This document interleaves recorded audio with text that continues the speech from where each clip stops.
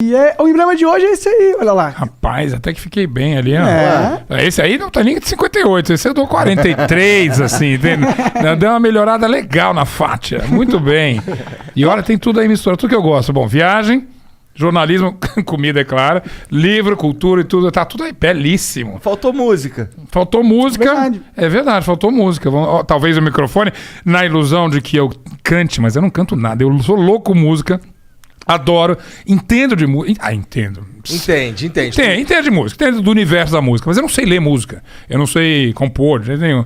Mas sabe apreciar. Eu sei apreciar.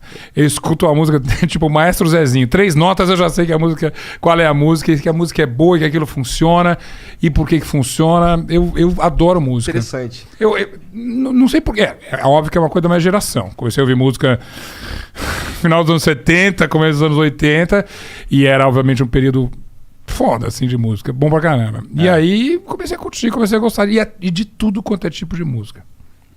Bom, o código pra pegar esse emblema é Zeca Camargo. Moleza, facinho. Opa. Facinho de lembrar. Só disponível nas próximas 24 horas, depois nunca mais vai dar pra resgatar esse emblema. Nossa, peça de colecionador, vambora.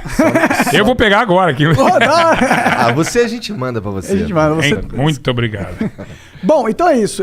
Quiser acompanhar as melhores partes dessa conversa e de todas as outras, vai lá no canal Cortes do Flow, tá bom? A gente separa lá tudo bonitinho pra vocês. É isso. É isso. 35 anos de carreira só na TV, é isso? Peraí. O jornalismo, ele disse. Jornalismo, que eu comecei na Folha de São Paulo.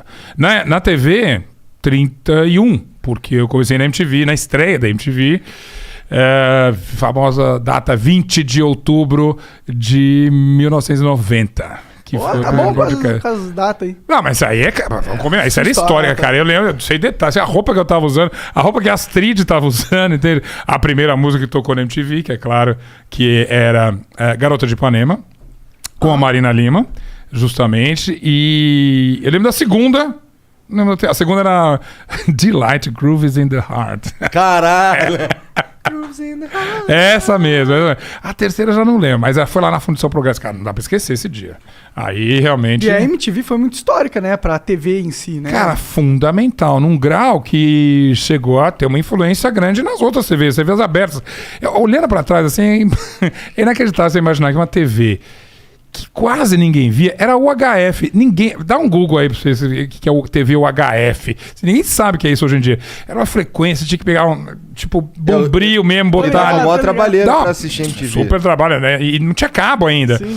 Se considerar que era uma coisa que era tão difícil de ver e que fazia um barulho danado, é incrível a influência que ela teve mesmo, né? Tem muito a ver com... Comunicava demais com o jovem, aquela porra.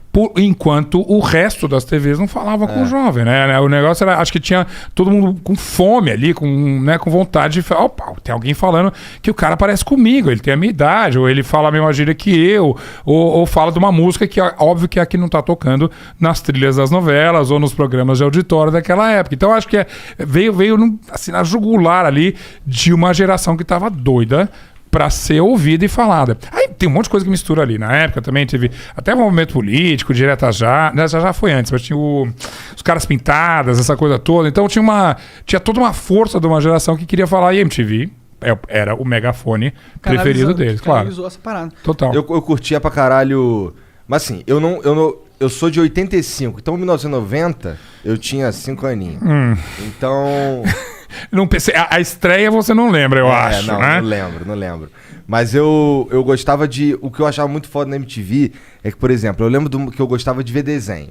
Aí eu sabia... Aí existia Beavis e Butthead. Pra mim aquilo era muito louco. Nossa, eu lembro de chegar as fitas do Beavis e Butthead e falar, não é possível, que isso? Cara, essa que era maravilhosa.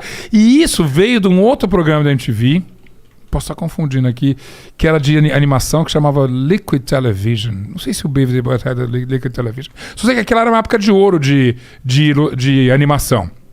Simpsons dessa época, começou a aparecer um monte de coisa bacana entre o final dos anos 80 e o final dos anos 90. E a gente viu, obviamente, sempre fora da curva, veio com aqueles caras underdogs, assim, né? Feios, encalhados, moleque. Uns imbecis, entendeu? Heróis nacionais. Capa da Rolling Stone, eu lembro de gente dessa capa. Mais de uma capa da Rolling Stone até. E um super sucesso da MTV. Tem uma música do Red Hot Chili Peppers que é do filme dele, se eu não me engano. Sim. Imagina, longa-metragem. Fizeram longa-metragem com Beavis e Butthead. Então isso que era o... Você vai fazer o... I am Corolho! Corolho! Então, mas não é incrível que uma coisa que é tão pequena tinha uma influência tão grande. Até hoje eu fico... inclusive, a gente começou falando de podcast, que é um podcast com um cara da TV. Cara, acho que a MTV lá atrás apostou numa coisa que hoje em dia, com internet, com rede social, é uma verdade. Se fizer uma coisa bacana, diferente, que faz um barulho, você vai pro mainstream, entende? Sim, com certeza. E eu acho que a internet, ela bebe muito da MTV hoje em dia, Total.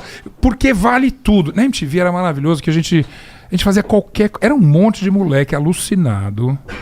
Eu era diretor. Eu tinha 26 anos. Eu era diretor de jornalismo. Tinha uma equipe, eu assinava contratos, não sei o quê. Então era uma molecada fazendo TV. E você tinha carta totalmente branca. E a vantagem da MTV, eu adoro falar isso, que ninguém assistia. Ninguém assistia, mas todo mundo assistia. Então, se você fazia uma coisa muito ruim, você tirava do ar. Se fosse uma coisa legal, você repetia até a exaustão. Você lembra disso? Você via aquilo de manhã, às 4 da tarde, 2h30 da manhã, sei e tal. E aí ela pegava. Alguém via ali alguma hora e falava, isso aqui é bacana e vamos aí. E, obviamente, você tem lista de 10, 20 talentos que saíram da MTV como reconhecidos como alguém que falava com um público específico e fazia um trabalho diferente. Vai de mim, da Astrid, por exemplo, que é bem da minha geração, o Thunder, até Tata Werneck, Dani Calabresa e esse povo todo. Durante toda a existência séria da MTV, eu acho que a existência agora não é muito séria, mas ela criou coisas que renderam frutos na TV aberta ou em outras mídias e coisa e tal. Era uma coisa impressionante. E eu acho que parte disso era a liberdade total que a gente tinha de fazer todas as coisas. Com certeza. Tu tava falando da Marina Lima aí, que inclusive que fez um podcast contigo, né? Marina Lima, que prazer. Falei com ela. A gente tá com um podcast na Deezer agora também, chamado Essenciais. Ano passado, a Deezer me convidou para fazer podcast para mim. Admirável Mundo Novo. Eu era sou ouvinte de podcast. Eu nunca tinha feito... Eu tinha participado de alguns, mas nunca tinha um meu. E a Deezer me convidou para fazer um que chama Pop Story, que que subiu o ano passado. E que era incrível. Aliás, parecia MTV. Que eu tava falando com uma galera que tava começando num grau. A gente tem 2 sucessos, MC Rebeca, MC Isaac, né? E de repente eu tenho entrevista de meia hora com esses caras. Era engraçado, eu lembrei muito da época da MTV. E aí, desse projeto, a Deezer me chamou para fazer o Essenciais esse ano, que é um podcast que já existia, já tinha tido uma primeira temporada, que é um passeio, assim, uma trajetória na carreira de alguns artistas essenciais, justamente, da música popular brasileira. E aí a gente mudou um pouquinho. Basicamente, o artista falava da trajetória dele e comentava várias canções. Agora, tem uma entrevista. Cara, de todos que eu falei esse ano, nessa temporada... Ou é gente que eu cobri a vida inteira, alguns deles super amigos, né? Então tem muito assunto. Então você junta história pessoal, você junta história da música, às vezes tem muito detalhe, muito bastidor engraçado. Agora, esse que a gente está ouvindo agora, o mais recente dessa temporada, é da Marina Lima, justamente. Lembramos esse videoclipe de Garota de Ipanema, que é difícil, você não acha até em streaming, é difícil, porque era uma versão meio, não era pirata, porque era autorizada. Mas foi muito alternativa. Veio um cara dos Estados Unidos fazer uma versão e Marina pagando de Garota de Ipanema.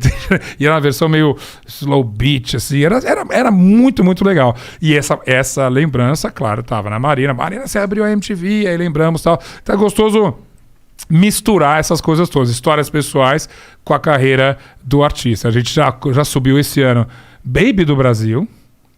E essa... Fala que Baby é a melhor entrevistada do mundo. Por quê? Porque assim, 2 horas de podcast aqui, basta uma pergunta. Basta uma... Baby só... Baby descendo a ladeira, entendeu? Igual o Brasil. É sensacional. Não, e assim... Igual o Brasil. Total, igual. Mas só que... E não é aquela... E você para pra ouvir. Porque tudo que ela fala é legal, entende? É uma louca, maravilhosa. Então foi... Mas eu falei, não, baby, a primeira música, né? Vamos falar do Brasil. Vamos. Aí eu lá, 20 minutos a primeira resposta. Eu falei, baby, a gente tem mais 14 músicas, vamos correr. Mas é a melhor entrevistada do mundo. Fizemos também com a... Já tá no ar o da Paula Toller, que também... cara, é minha geração. Esses artistas todos eu ouvia de fã, aí comecei a cobrir, aí em show, e quando veio MTV era até o contrário, todo mundo queria estar na MTV, essa geração toda, e aí, claro, Marina, Paula Toller, a Baby, tudo... Baby, claro, começou uma carreira antes que eu. Mas a gente foi acompanhando e foi ficando amigo, você cria uma intimidade. Então, eu tô feliz de fazer essenciais por conta disso. Maneiro pra caralho. Não é bom, cara? O que tu tá achando desse lance de se enfiar num mundo de podcast? Totalmente novo. Agora, novamente, vou parecer muito saudosista, mas tem o espírito free fall da MTV, entende? Eu cheguei aqui... Eu não tenho noção, não tenho roteiro nenhum. Talvez vocês tenham na cabeça de vocês, entende? Não. Mas, né? Mas vamos conversar. Mas, e aí, e aí você fala, mas quem vai ouvir isso aí? Quem vai ouvir essa merda aqui? O quê? Tá todo mundo ouvindo, entende? E é legal. Então você descobre não só uma maneira de comunicar, mas aí volta a MTV. Parece que tem um monte de gente que encheu ou que não aguenta mais o formatinho do rádio, o formatinho do TED, sei lá, essas coisas que são assim. E fala, bom, agora eu vou botar um fone aqui e esquecer as 2 horas, vou andar, fazer um monte de coisa. Até duvido que alguém assista um podcast com a atenção de quem vê um capítulo de novela, né? Você ouve, você sai, adianta de 15 minutos, não sei o que e tal. Essas coisas todas, por isso que eu digo, a gente está num admirável mundo novo de comunicação, porque você pode fazer 1000 coisas. Esse aqui, a gente tá gravando, tá? Tem imagem. Sim. O que é isso? É um podcast? É uma live? Você pode botar o nome que você quiser aqui. É verdade. É um programa de TV, né? A hora que vai subir. O que é, né? Se subisse na TV, seria um programa de TV. Exatamente. Então, esse admirar o mundo novo que eu acho bacana. Outro dia eu fui dar uma palestra, me chama muito para fazer palestra em faculdade de jornalismo, me orgulho muito. E aí, o nome do curso não era nem jornalismo, era rádio e TV. Primeiro período. Falei, aí, legal, bem-vindo, super obrigado pelo convite. Agora vocês estão ligados que isso aí que vocês estão estudando, quando vocês saírem daqui a 4 anos, não existe mais, né? Rádio e TV, né? Vai existir sei lá, 1 zilhão de coisas. Você vai fazer isso aqui pode ser uma conversa de Zoom, uma live, um podcast, um programa de TV, um doc-series. Você vai chamar do quê? A gente está inventando esses formatos, fazendo tudo isso, e eu acho incrível. Por isso, entrar nesse universo é bacana. E quão diferente... Isso é um podcast. Eu estou fazendo podcast, e são coisas totalmente diferentes. Então, cabe tudo num podcast, entende? Claro que mesma coisa de... Vamos voltar para a gente ver, de videoclipe. Qualquer vídeo, liga a câmera e vai fazer videoclipe. Existe, como em tudo na história da humanidade, uma coisa chamada seleção natural, que ficam os bons, né? É verdade. A origem das espécies, você vai aprimorando.